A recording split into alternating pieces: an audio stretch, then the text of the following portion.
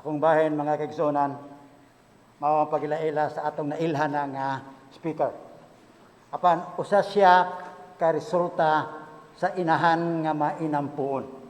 Ni-graduate siya sa iyang elementarya sa public school year 81, sa Matutong View Academy in the year 85, and then 85 to 86 dito siya sa Cebu para nagkuha og pulsay to be a lawyer, pero wala siya nakadritso og mibalik sa MVC 86-87, nagkuha accountancy, and then tungod sa mga sitwasyon nga di nato balipunggan, niundang siya usa ka tuig nag-helper sa usa ka negosyo nga may tracking o kabaw na mo alsa berada hasta tanggal og mga ligid. And then 88 to 91 nibalik siya sa MBC, nagkuha siya theology influenced by a prayerful parents.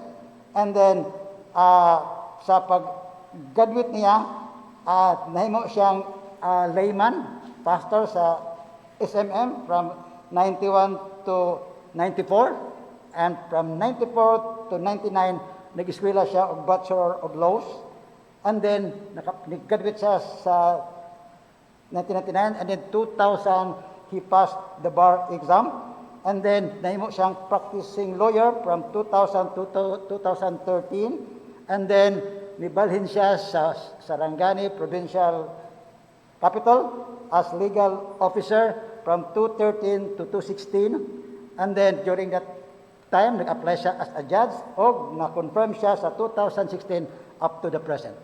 Ang ato mosulti magsuon resulta sa mainampuon nga ginikana, Judge Chalmer Diniso. Una sa tanan, maayong buntag mga kaigsunan. Malipayon nga adlawng igpapahulay kanatong tanan.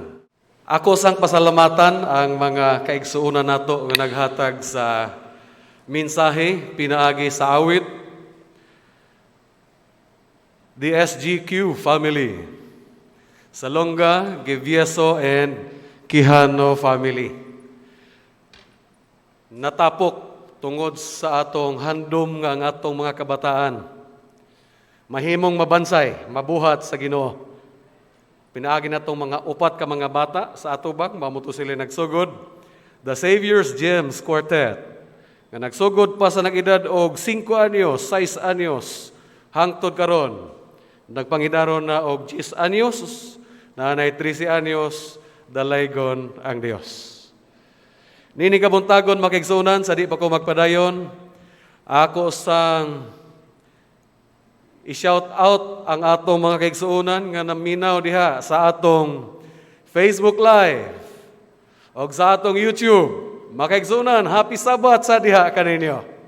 Ilabi na sa akong amigo si Attorney June Sumagaysay. Nag-message gid siya makigsuunan, human niya greet og happy birthday kaganihang buntag kana siya. Judge, diha ko musimba sa inyo. Shout out sa makigsuunan diha sa atong iglesia sa Cavite, no? Happy Sabat sad diha kaninyo karon. So ubay-ubay ang atong mga nagasimba karon luwas sa atong makigsuunan dinhi sulod sa iglesia. Doon na po'y mga pila kagatos, no? Nga atong kauban sa atong pagsimba karon. Sa di pa ko magpadayon makigsuunan. Kakita ba ni sa atong atubangan? Nindot kayo, no? Sana all or sana all the time? Atong pasalamatan, no? Si Sister Joyce o Brother Buds Floro sa ilang pagpagamit nini sa ato magkagsiunan, kaigsunan. Actually, sa pag-isgot-isgot namo ko, Joyce, sa inyo maning negosyo. If you have this rented out, pila ba ang renta nini kada adlaw? Asya nga ay nagisguti Judge. Ako ay kabala ka dili mi magbayad kay dili mi ka-afford. Pero muta na lang ko, pila man. Siya actually under normal circumstances, the rate per day ni ini makigsunan is 25,000 a day. Apan tungod sa ilang gugma sa pagtabang sa atong buhat sa Ginoo, kining nagpadayon nga Voice of Youth Ignite nga atong gihimo. Sugod ni atong Miyerkules, pizza 12 hangtod sa sunod Sabado, pizza 22. Ilang gipagamit sa ato og libre mga kaigsunan. Amen. Amen. Klaro kayo, no?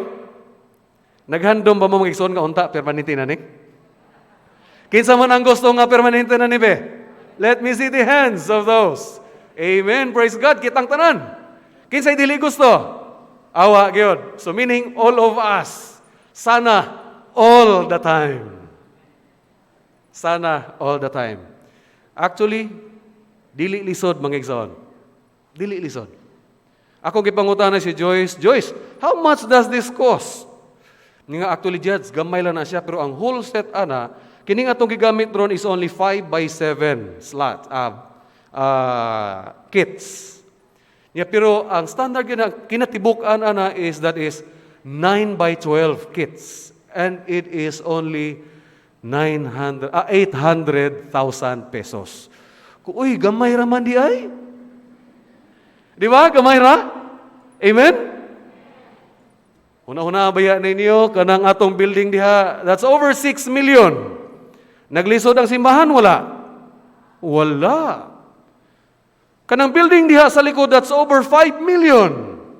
Naglisod ang simbahan, wala? Tungod kay nagtinabangay ang tanan. Kining atong sound system, upgraded in just a matter of weeks. Naglisod ang simbahan? Wala. Nag-cost siya og more or less 300,000. Pero sa akong pag-ihap-ihap makigsunan, wala gani mag 30 katawo, more or less 20 ra katawo. Ang nagtampo, nagtabang atong aron atong makabot ding atong proyekto pag-improve sa atong sound system. Meaning therefore, if ato gyung handom, ato gyung plano, ato gyung gusto, makabatunta niini aron sa pag-improve sa atong pagsimba matag Sabado, Biyernes o Miyerkules. All we need to do is just give a little share, contribute a little share aron matuman ang atong mga damgo. Amen? Ang kining atong Facebook Live, mga kigsunan, updated ng atong mga equipments. We have cameras here, there, and over there. Ang atong computer, top of the line. Ang atong mixer, nga niabot ni atong Lunes lang, first Sabbath sa atong digital mixer. All in all, kung atong sumadahon, that's about 400,000 pesos. Nasayod mo og iyon sana pagkabot mga igsoon? Dunay grupo dinhi sulod sa atong iglesia. Naghatag lang og 500 pesos kada semana. Pila? Pila, Joy? 500 pesos lang kada semana. Nakabot ning more or less 300 to 400,000 broadcast equipment nga atong ginagamit karon. Nagpasabot kadang 800,000 lisod dili. Dili. Kinsay nagsulting lisod? Oh, wala. Meaning dili gyud lisod. So paabot mo makigsunan, I hope nga ang church board mag-act ana and mind you plano sa Ginoo basin that will become our next project aron kanang atong sulti nga sana all the time matagaan og katumanan. Amen? Amen. So nining kabuntagon makigsunan ang atong pagtuon akong giuluhan og beyond reasonable doubt. Just about 2 weeks or 3 weeks ago, niadto dito sa akong korte, dito sa akong court, si Pastor Bagonok, si Pastor Liner, si Brother Arnel, si Brother Rene, si Pastor Rosa, o uban pa nga mga kaigsunan nato. Tingala siguro mo, nung sama sila dito? Nung naman sila sa korte? Of course, dili sila akusado mga kaigsunan. Mga buotan ni atong mga kaigsunan. So they were there not as accused, but they were there to witness the life sentence that I will render nga akong ikapanaog sa upat ka magtiayon nga desisyon nagdesisyon nga magpuyo, mag-uban, hangtod sa kahangturan. Meaning, witness para sa kasal. But before the wedding, tungod kay naa may hearing, dito sila naminaw ugon sa gihimo. Coincidentally, on that occasion, doon ako'y usa ka desisyon nga gipakanaog, promulgation of judgment, alang sa usa ka kaso, kung asa ang akusado gipakanaugan og sentensya nga mapriso sulod sa pila ka mga tuig. Doon na po'y mga kaso gidesisyonan. Ana pa si pastor, kuyaw man di ay ni judge, no? Gahi man ay ng pagbunal ning gabil. So ordered, bang bang. Kulbaan daw siya mga kaigsuunan, maminaw, murag kuratan daw siya. Tinuod man mga kaigsuunan, especially in heinous crimes, mga dagko nga mga kaso kung asa magapakanaog ang huwes o usa ka sentensya, labaw na sentensya nga kuha sa kinabuhi, death sentence or death penalty, ngadto sa usa ka akusado. Walay kriminal nga isog mga kaigsuunan nga dili makuratan, dili maghilak, panahon ikapanaog na ang sentensya sa pagkuha sa iyang kinabuhi. Or bisan na lang ang sentensya aron nga siya mapriso sa tibuok niyang kinabuhi. This morning, I am sure nga pipila ka nato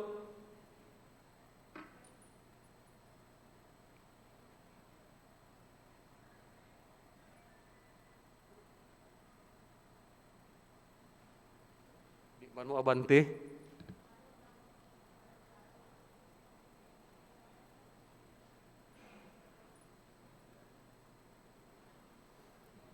Sige. Kamo na lang. Murag dito, kakaila mo ini magigso, no? Who is this guy? Ang mga baton noon siguro karon wa na nakaila ni ini. But niadtong among kapanahonan nga mga bata noon pamimo ni ang pinakasikat nga football player sa Amerika. Walay lain kundi si O.J. Simpson. All of us have witnessed the trial from start to finish. Sulod sa siyam ka bulan nga nagpresenta og ebidensya ang prosecution sa pagsulti nga mao ni ang tawo nga naa didto niadtong higayuna hangtod nagabot ang depensa nagpresentar usad sa ilang depensa. Ebidensya pabor alang sa kang O.J. Simpson. Kung imong paminawon ang ebidensya dito sa prosecution, makasulti gyud ka nga wala gyud siya ginagpatay kay established nga naa siya dito. Established nga naa ang agi sa iyang sapatos, na trace as ng agi sa iyang sapatos. Apan sa panahon nga nagpresenta na ang depensa sa ilang ebidensya, ilang gipatawag, ibalik to gamay tong una nga slide. Ilang hanyo ibalik katong ebidensya gipresent sa prosecution. Unsa ganitong ebidensya? Sa nato kaganiha. The gloves. Oy, atras. Pagkalisod ba ini? Tayo lang ha.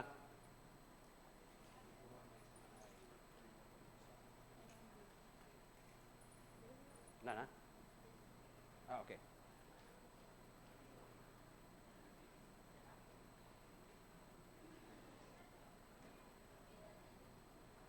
Oy. Okay na. Okay. Sa panahon nga gipresenta na sa depensa kining ebidensya sad nga gigamit sa prosecution, ilang gihimo, ilang pasuot ang gloves. Nga sulti sa prosecution mo daw ang gigamit ni O.J. Simpson. Uy, pagsuot karon magisunan kay huot man kaayo, gahi man kaayo. Ana pa si O.J. kanang gloves nga inyong nakita dito sa crime scene. Ana pang depensa, dili na kang O.J. Simpson. Dili na. Dinhi sa yuta, mga kaigsunan, for purposes of trial, the prosecution is required by law to prove the guilt of the accused beyond reasonable doubt. Meaning, unsa man, bisag unsa lang katuldok, wa gyoy duda. All evidence must prove that indeed the accused committed the crime. If ever there is a doubt, like what happened in this case, Judge Lance Ito, ang huwes nga nagunit nini nga kaso, nagpakanaog sa desisyon saying that O.J. Simpson is not guilty of killing his wife, Nicole Brown Simpson, on the basis of reasonable doubt. Reasonable doubt. Tinuod man makigsunan, tibuok kalibutan ang mga tao nagtuo nga dili gyud mali gitong desisyon na. Tungod lang sa gloves, na acquitted, not guilty. Bisan pa ang mga uban nga mga miyembro ni ining jury nga mao'y nagdungog sa mao nga kaso, nagasulti, murag guilty gyud. Apan makasusubo mga kaigsunan ang desisyon nga gipakanaog sa maong nga hukmanan, O.J. Simpson was not guilty on the ground of reasonable doubt. Kita ingon nga mga Kristohanon, mag-abot ang panahon mga kaigsunan, all of us will also be facing a judgment where the judge will not be a human or tawhanon nga huwes, apan usa ka huwes nga walay maka-question bisag kinsa dili makaapilar. Kaganiha makaigsunan, gi-mention ako no nga katong sa akong korte ni adto si Pastor Bagonok o si Pastor Rosa, si Pastor Liner, si Brad Arnel o si Brad Rene, where I rendered a decision. Just to give you an idea kung how a case flows in the court, in criminal cases, ang kaso mga kaigsunan is initiated pinaagi sa pag-file sa usa ka reklamante o affidavit complaint diha sa fiscal's office. Pagkakita sa fiscal, murag naay posibilidad. No, there is a probability that the offense was committed. Iyang padalaan og summons ang respondent, usa ka order nga ang respondent magsubmit og counter affidavit. Okay? Kinsa na may nakaagig kaso ninyo dere? Giakusahan or nag-akusar? Mga buotan gini nga Adventista bawa pag yun nakasuhan. Amen? May na. Una nga sa akong experience ingon nga abogado magigsunan, murag tagsar gid kay ko makaklintig Adventista magigsuon. Og magkaklinti man notaryo ra. Dili kaso except sa katong kaso sa usa ka tigulang sa iglesia didto sa mati nga gipasakaan og kaso druga na nanom daw og marihuana. Apan uban sa grasya sa Ginoo, giya sa Ginoo, the case against him was dismissed. He was acquitted. Wala na gani mi nagpresentag ebidensya. Ang among himo, nag-file lang mi og demurrer to evidence. Human presentag ebidensya sa prosecution, sulti na mo, the prosecution was not able to prove the guilt of the accused beyond reasonable doubt. File mig demurrer. Ana si Judge Reyes, you're correct. So the accused, usa ka church elder, dito sa Mati, was acquitted because we were able to prove in our arguments, even in our cross-examinations, that the evidence presented against him was planted sa mga tao dito nga dunay kasuko sa atong iglesia. Muna nga that time, I was very glad it was actually Davao Mission who hired me. Ang Davao Mission ang nagbayad sa akong expenses pato dito. no, aron matabangan ang maong tigulang sa iglesia. Okay, counter affidavit. After the fiscal receives the counter affidavit, he will proceed with a preliminary investigation, no? So sa iyang preliminary investigation, if there is no probable cause, meaning walay posibilidad, i-dismiss sa fiscal pa lang. However, if there is probable cause, the fiscal will prepare a criminal information and will have that filed in court. Pag-abot sa korte, migsunan, pag-abot sa ako ingon nga huwes, ako nang i-review ang trabaho sa fiscal. I-review na ko personally ang mga ebidensya sa prosecution as well as the defense to determine if indeed naabay probable cause. So sa akong kabahin, kung ako makita nga walay probable cause, immediately I will have the case dismissed. However, if there is probable cause, what will happen is, I will issue a warrant of arrest. Warrant of arrest. Unsa ganina warrant of arrest? Papel ginagamit para pagdakop sa usa ka tawo. Nakasala. I-serve sa pulis. By the way, karon makigsunan, ang warrant of arrest dili na pareha sa una matago sa uban nga mga pulis nga medyo bugoy-bugoy, akusado nga kwartahan paghatag sa iya sa warrant. Ayan na, taguan na. Bayaran lang ang warrant officer, dili na ma-serve. Kadungog mo na? Karon dili na mahitabo because of the e-warrant system, electronic warrant. Kung asa kami sa korte, after I issue and sign a warrant of arrest, among i-upload sa e-warrant system, no, sang atong gobyerno. And automatic, matagaan si pulis, matagaan si NBI, matagaan si CIDG, nga katong pulis dito sa akong lugar, sa akong korte, dili na makahimong makatago sa warrant. Mao na nga karon ay mga kasong karaan na kaayo, tag 10 anyos na pagpasaka namo sa e-warrant dito sa system, nangadakpan. Why? Because of the e-warrant system. Pagka-aresto sa accused, the accused will be arraigned. Unsa man ang arraignment? Arraignment, pangutano ng akusado kung may sala ka o wala. Kung musulti siya, nakasala ko, Your Honor. Unsa may hitabo? The judge will render judgment right then and there based on evidence attached to the information admitted by the accused. Kung dili siya mo dawat nga no, I'm not guilty, wa ko'y sala. Wa ko'y sala. Unsa may hitabo? Pre-trial will proceed where there will be stipulations, there will be mag-explore kung nabay mga possibility mag-settle, documents, markahan ng adaan, identified ang mga witnesses, and the trial dates will be fixed by the court. After pre-trial, di na mga kaigsunan, magsugod ang trial. No? Mo na ni inyo nakikita usually kana mga pre-trial, murag dili kay na gi-publicize, no? Pero kining trial mo ning mapanahon nga ang fiscal or prosecutor magahimo na pagpresenta og ebidensya to prove the guilt of the accused beyond reasonable doubt.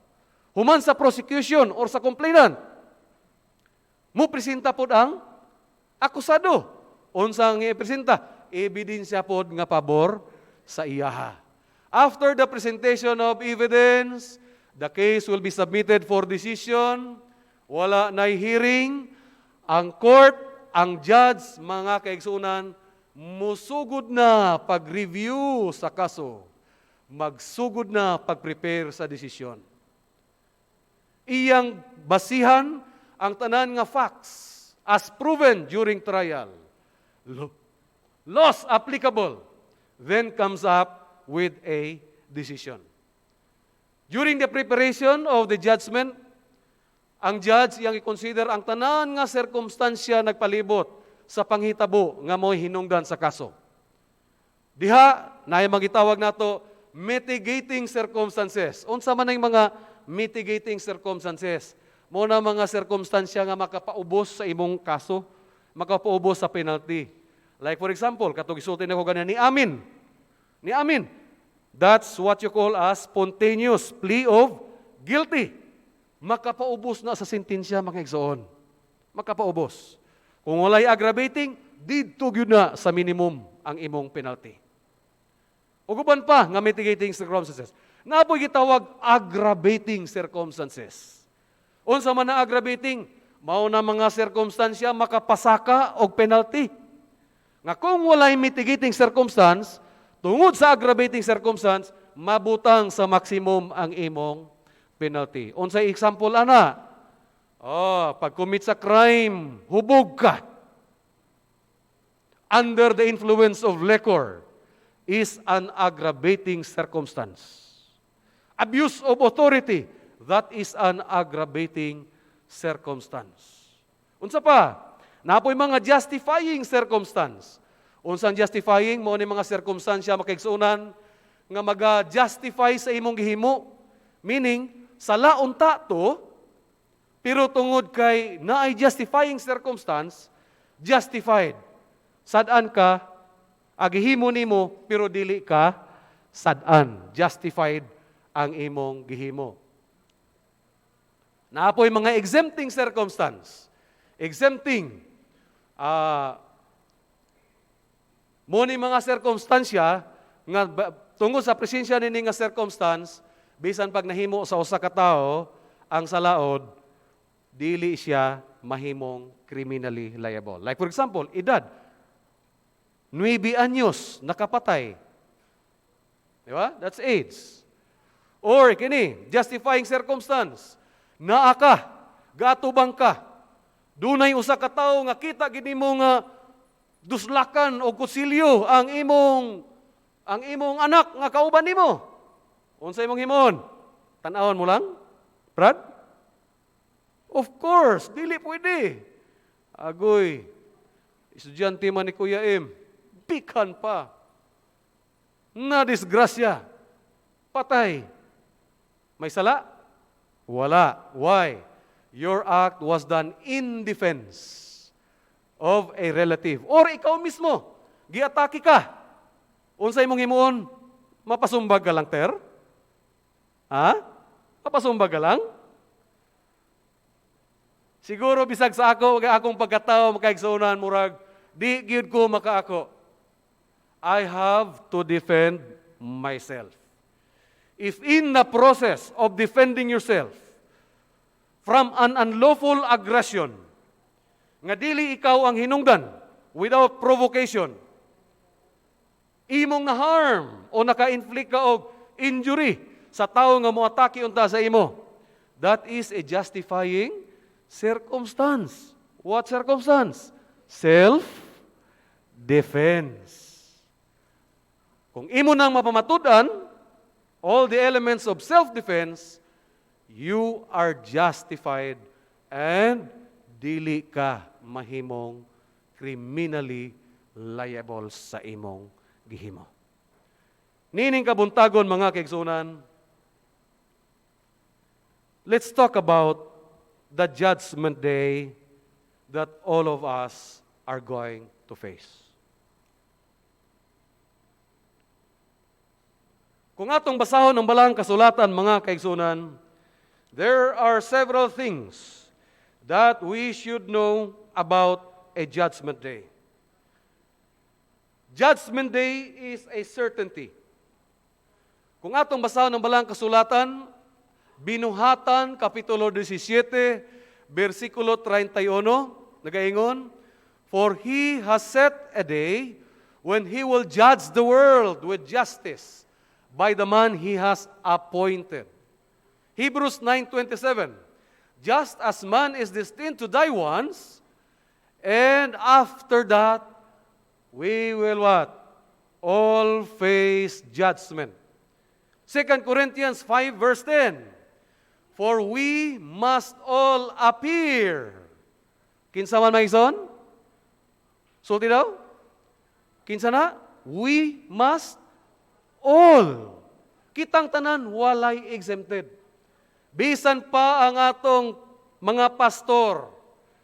Makita nato nga buotan na magini si Pastor Bagonok, purti mi kabuotan. Kaila jud ko ini sukod sa bata pa hangtod karong panahon. Pastor, bisan pagbuotan ka kay pastor, dili ka exempted. All of us are very certain that we will all face judgment. Which is why in Ecclesiastes chapter 11 verse 9, in the sense that judgment is certain, Solomon advised us, he said, "Rejoice, O young man, in thy youth. Let thy heart cheer thee in the days of thy youth, and walk in the ways of thine heart, and in the sight of thine eyes." Lami kay paminawon, gipagustuhan ta magigsoon. You can do whatever you want. Pwede nimong himuon ang bisag unsang butang, makapahamot sa imong mga mata, makahatag og kalipay sa imong kasing-kasing. But the Bible said, just remember, know thou, for all these things, God will bring thee into judgment. John 5 to 22, 22 up to 27, the Father judges no one, but He has entrusted all judgment to the Son, and He has given Him the authority to judge, because He is the Son of Man. Acts 17 verse 31, it says, "For He has set a day when He will judge the world with justice by the man He has appointed. He has given proof of this to all men by raising Him from the dead." Kinsay magahusga kanato mga igsoon? We are very fortunate that our judge, the judge who will judge us, will not be Judge Gibieso, will not be Judge Lance Ito, but as the Bible said, Jesus will be our judge on that day. As soon as Jesus is done with His work in the most holy place dito sa heavenly sanctuary, the moment nga mahumana ang iyang trabaho, ingon nga usa ka intercessor, abogado, alang kanimo og alang kanako, our lawyer, our intercessor, shall come out and will become a judge in order to check, in order to render judgment kung kita ba sa atong kinabuhi naghimo og mga butang subay sa kabubuton sa atong Ginoo.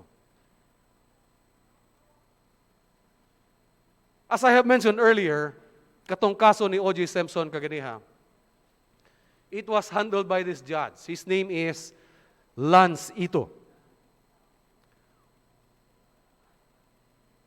For us lawyers, nga nakatuon sa balaod, sa amo murag nakasabot mi og unsa ang iyang desisyon. But unfortunately, many people around the world criticized, questioned the decision of Judge Lance Ito. Ingon nga usa ka huwis makigsuon bisag sa akong kaagi, dili gid na malikayan. Dana kumbaga bisag giunsa pa nimo tarong paghimo ang imong desisyon. All evidences considered. Sa imong desisyon, doon na gyud malipay o doon na po'y masuko. Muna nga sa among trabaho makigsunan, ako accepted na nako na sa akong trabaho. For those who come to my court, doon na gyud tawo nga masuko sa ako. Half of the people who will come to my court, sigurado na katong mga pilde, suko gyud sa ako. Malipay ba ka, pastor, ang imong balay ipadimolis ni Judge Gibieso? Ha? Dili gyud. Bisan pag napamadudan sa complainant nga iha ang yuta. Nga ikaw diha is an informal settler, wa kay katungod sa yuta. Pero tungod kay si Judge Gibieso ang gibasihan, bisan pag amigo niya ang respondent. Unsay basihan? Facts, proven facts, and the law applicable. Muna sa akong korte makigsunan, daghanang mga kaso nga mga desisyon nga akong gipakanaog giapilar. Naabot sa Court of Appeals, una gyud sa RTC, nato sa Court of Appeals. Pasalamat pod ko so far wa pagyud ko'y desisyon makisunan nga nabaliktad. Dalay go ng Dios. Kagahapon lang ginaan ko samtang dito ko saglan ang akong staff dito sa Masin ni tawag sa ako. Judge, naay mo anha diri, ni anhi diri. Dito daw sa Maasim. Kuno unsa man? Niya magpasirox judge sa katong tanan nga kaso katong kuan gani katong gipadimuli sa niya narana. Ko nga naman daw. Ako gikan naman nag Court of Appeals. Final naman ang desisyon. Na demolis na magani, na clear na magani, na turnover naman gani ang yuta. Pero kay magkuhan daw sila judge, ay no problem, give them all the records. Ihatag tanan sa ilaha. Muna makisunan kung ikaw sa kahuwis, kung ikaw dili pinalit ang imong desisyon, dili pangbaligya, dili ka mahadlok, bisag asa mo abot ang imong desisyon. Like sa atong sitwasyon, mga kisunan, there are times that we question mga desisyon sa atong mga pangulo sa atong iglesia. Susama ni Lebron James, sa usa ka dula nahitabo ni adto nga kalaban nila Game 4 sa Western Conference Finals. Pagpito gyud sa referee, reklamo si James niya nga, dili man to foul. Iya pangingnan ang referee. Tanang tao diri sa Coliseum. Nakakita gyud nga dili gid to foul ang akong gihimo.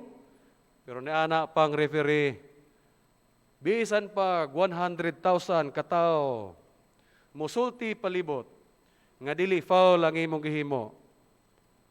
Ang akong desisyon nga foul ka, mauray matuman. What matters is not the opinion of the people around, but my call, my decision, that indeed you have committed a foul.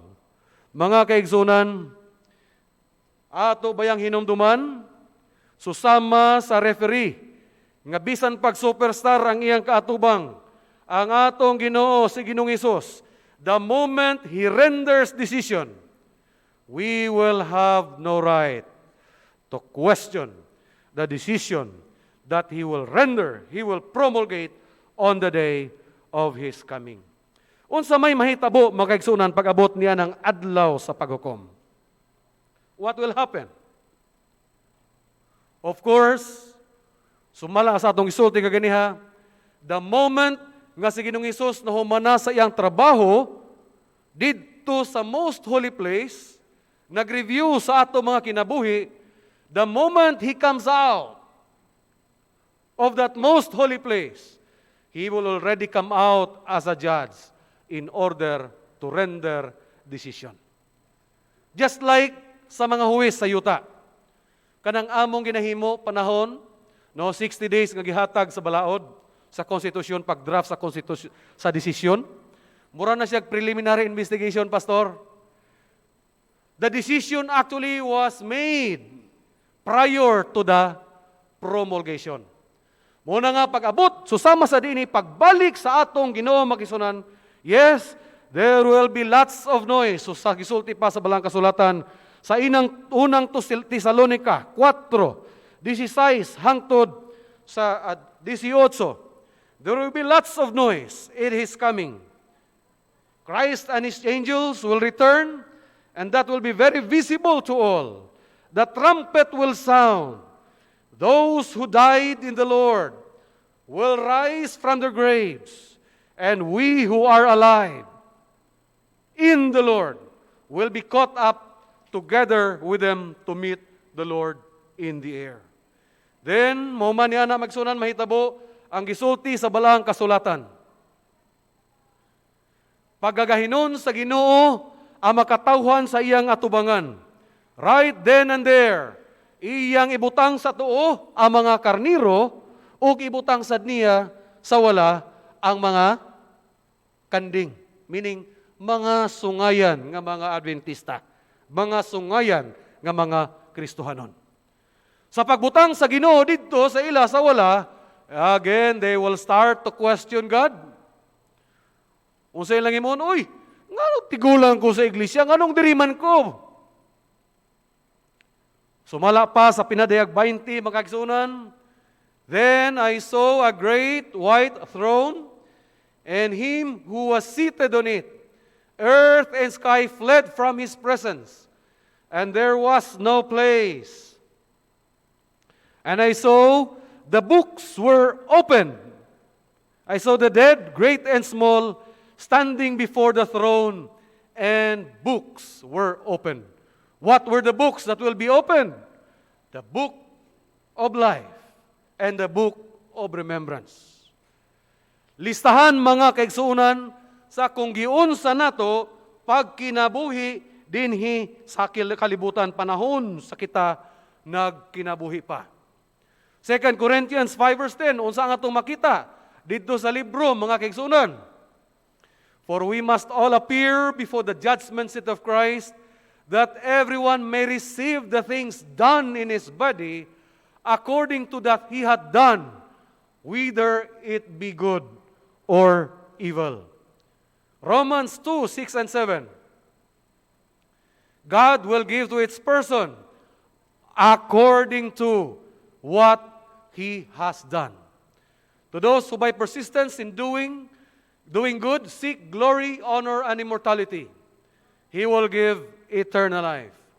But for those who are self-seeking and who reject the truth and follow evil, there will be wrath and anger.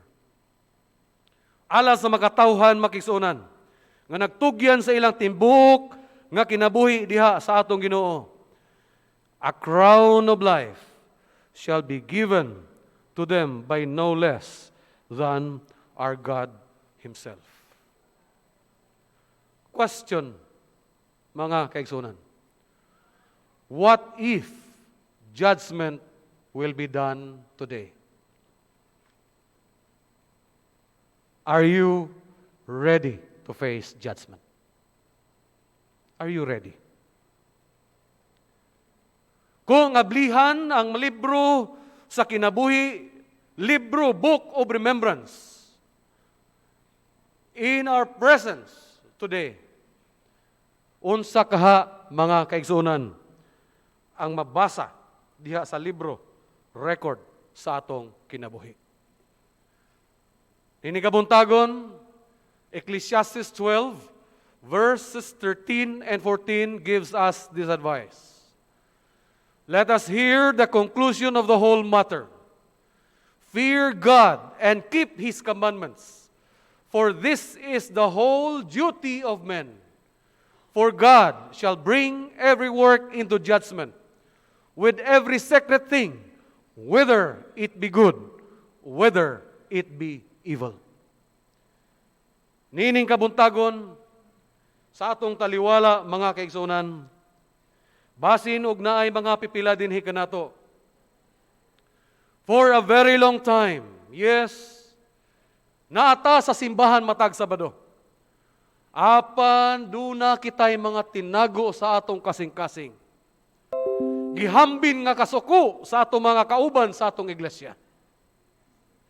Gihambin nga kalagot sa mga pangulo nato sa atong misyon. Brothers and sisters, remember, panahon sa pagbalik sa atong Ginoo, panahon nga ikapangnaog na sa atong Ginoo, ang iyang judgment, ang iyang hukom, kung asa kita magapadulong. God will not only consider the fact that you are in church every day. God will not only consider the actions nga atong ginahimo nga makita sa atong makigsuonan. God shall also consider what is down deep in each of our hearts. Ang atong mga sikrito, apil ang atong mga kalagot, kasuko sa atong makigsuonan sulod sa atong iglesia. Matthew 12:36 to 37, it says, "But I say unto you, that every idle word that men shall speak, they shall give account thereof in the day of judgment." Take note. Dili lang di ay ang atong mga binuhatan, Brother Dan. Unsa po daw? Apil ang matag pulong.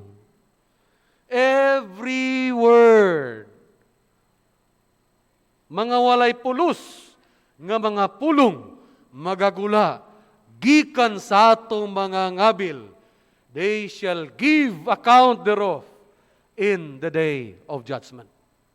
Verse 37, "For by thy words thou shalt be justified, by thy words thou shalt also be condemned."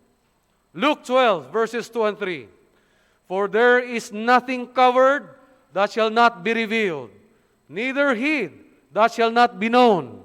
Therefore, whatsoever ye have spoken in darkness shall be heard in the light. And that's what ye have spoken in the ear in closets shall be proclaimed upon the house steps." Bisag gihonghong lang nato di ay apil. Pastor? Apil.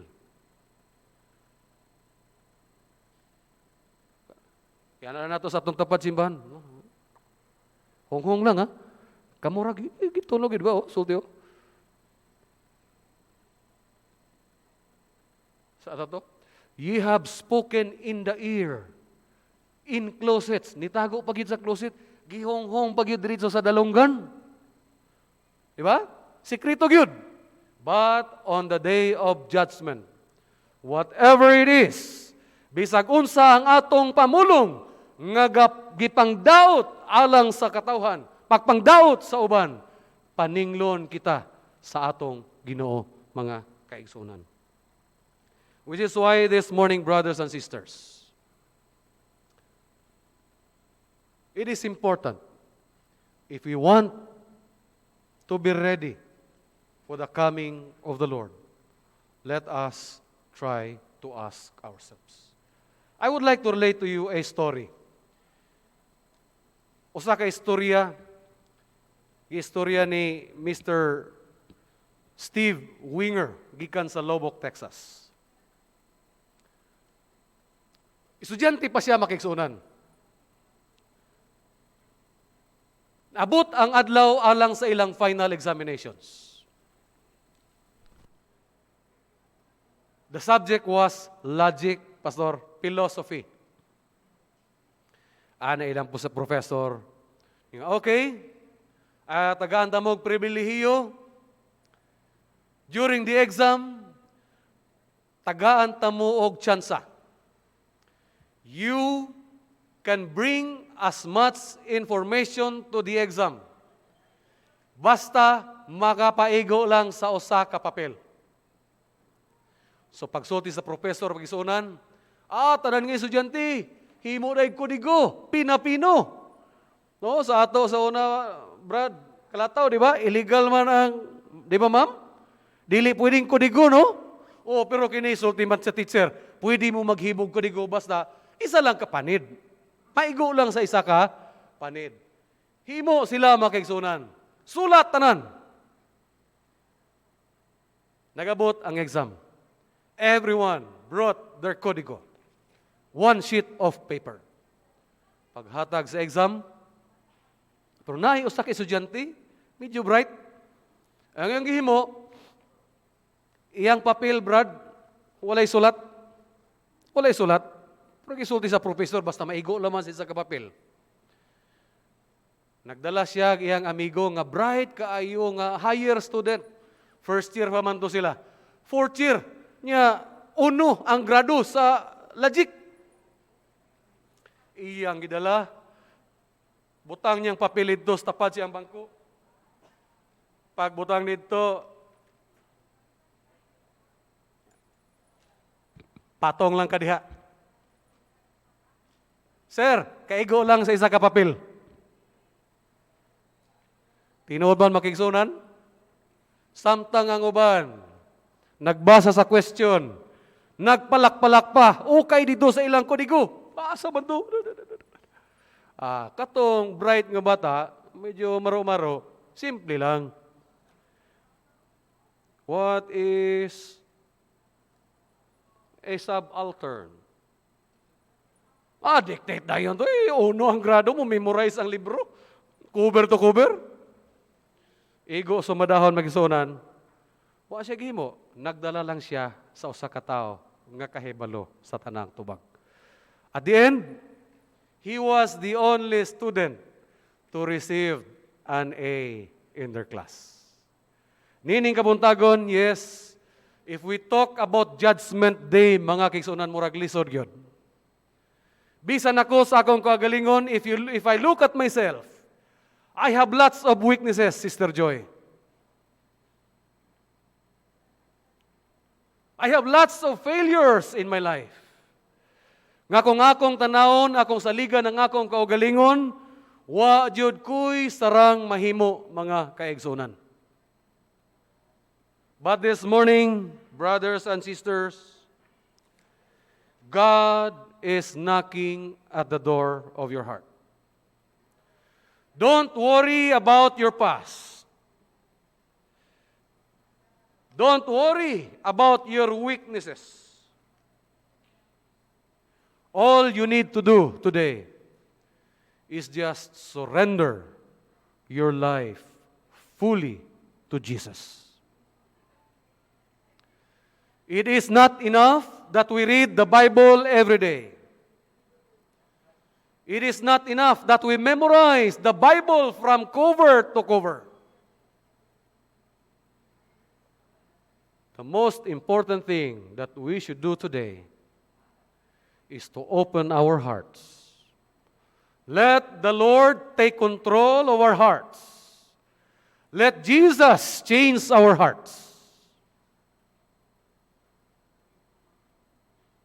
Pag-abot sa panahon, even if we have failed in all the tests on this earth, for as long as we have Jesus in us, His grace is more than enough, more than sufficient for all of us to pass judgment. Dini sa kalibutan, balik ta mga kaigsunan, na ay gahom ang atong presidente. Gihatag na siya sa atong konstitusyon. It is what you call as executive clemency. Nakadungog naman siguro mo sa mga istorya. Dunay usa ka tawo konbiktado, sentensyado nga patyon. Apan samtang nag-andam ang matador sa pag-inject, sa pag-turn on ni atong lethal injection nga musulod didto sa ugat sa convict. Samtang gipaabot ang panahon, nagdagan ang mga segundos, ang matag usa nagtutok, nagtanaw didto sa usa ka telepono sulod sa kwarto.